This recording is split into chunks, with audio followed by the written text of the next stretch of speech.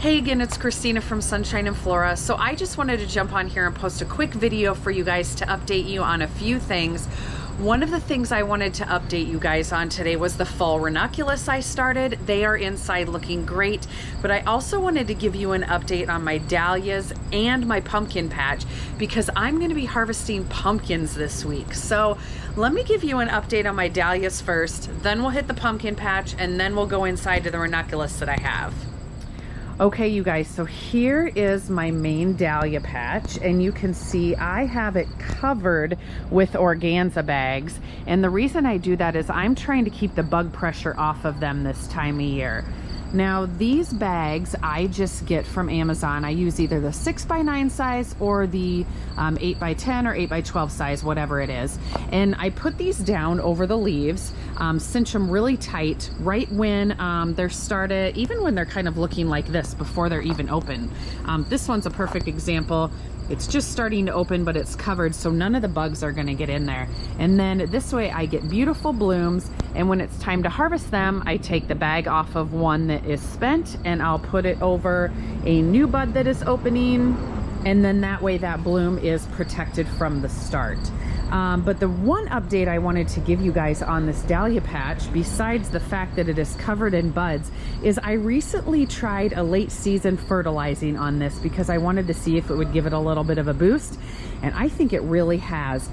And I will put a picture of this product up on the screen, but I used a fish emulsion fertilizer, one that I would typically use on my seedlings, and I did a full dose of fertilizer, which it says, I followed the directions on the bottle that it says to do on the bloom stage, and I can tell that I am just getting a burst of blooms all over this entire patch. So when we head inside, I will grab that bottle and I will show you exactly which one I'm using. But I think this late season fertilizer is just really giving this patch a boost. So I tried it on this patch. Let's run up into the garden and I want to show you my other patch. You can see my zinnias are looking absolutely amazing. I also have some sunflowers that are just about ready to open. I will probably be harvesting these tomorrow. More sunflowers. All of the volunteer sunflowers that were in this area we tore out this weekend, so now this entire area of the garden gets complete sunlight, which is key for end of the season. You can see it kind of tore up some of my rock area. Then this is my other dahlia patch. So over here is my zinnia patch. This is my other dahlia patch. I have 2 rows of dahlias in here. There are some buds, but not like the other patch. So today I'm gonna do that fish emulsion fertilizer on this particular area of the garden and see if I can get it to generate a lot of blooms just like that other patch. Okay, we're gonna head back this way. I wanna show you guys my pumpkin patch.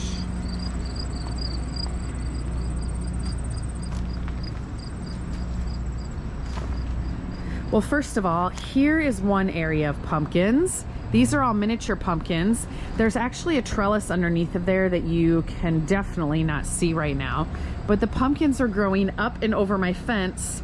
We'll head out to the garden, but on the other side of this door, there is a whole trellis where my mini pumpkins are planted. That is covered as well. So let's head out through my garden shed and I will show that to you guys. Okay, I'm in my garden shed. It is nice and quiet in here and out of the sunlight. I just wanted to give you guys a little bit of explanation about my spaces. Where we just were was a 30 by 50 space that is all fenced in. That is my main growing space. Where we are going now is on the outside of the fence. I have a little cottage garden area where I grow a lot of perennials and annuals, and then I have my whole pumpkin patch, which I'm gonna be starting to harvest this week. So those are the 2 areas that I wanna show you. Then I want to go ahead and head inside and show you my fall ranunculus. I want to give you an update on that, and that's when I will show you that fish emulsion fertilizer that I am using. Okay, so we're going to head out the door here. This is my cottage garden area where I have a lot of annuals planted. I also have some weeds starting again.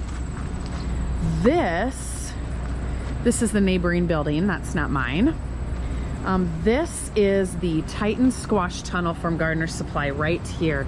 It is completely covered with miniature pumpkins, which you can see down in there. There's a couple more. There is probably, oh my gosh, there's like 10 over there. There are so many in here. There's some more, but check it out. I am being overrun by powdery mildew. There's nothing that you can do about powdery mildew unless I want to cut off all of these individual leaves, bag them up in a garbage bag, and throw them away. This time of year it spreads like crazy, so I just have to deal with it. And honestly, I'm gonna harvest these soon, so it's okay. I did end up in my other pumpkin patch clearing an area so that I could try to slow it down. That was a couple weeks ago, but now I'm just gonna let it go. But this Titan squash tunnel is covered in mini pumpkins and squash, so I am really excited about getting this harvest going. All right, now we're gonna head across my parking lot. That area over there is my 96-foot long pumpkin patch. So let's get an update on that. All right, so let me just do a pan view from end to end for you guys. This is the section that I cleared out a couple weeks ago that had the powdery mildew, and it did slow it down. In fact, the only section that really has powdery mildew, there's one little area here. I pretty much got it taken care of. This area is just kind of starting to die off because it's the end of the season. Some of them are starting to curl up, but you can see there are gorgeous pumpkins everywhere. Look how pretty that is. So I'm probably gonna do one pumpkin harvest this week, and then I will do another one the next week after these have a chance to mature a little bit. Let me show you one of my favorite varieties while we're out here. Isn't that pretty? I'll try to shade it so you can see the true color a little bit. This variety is called Blaze, and they literally are everywhere. I'm also growing a little black variety. Those are also everywhere. Let's come down here just a little more. I want to show you a white variety.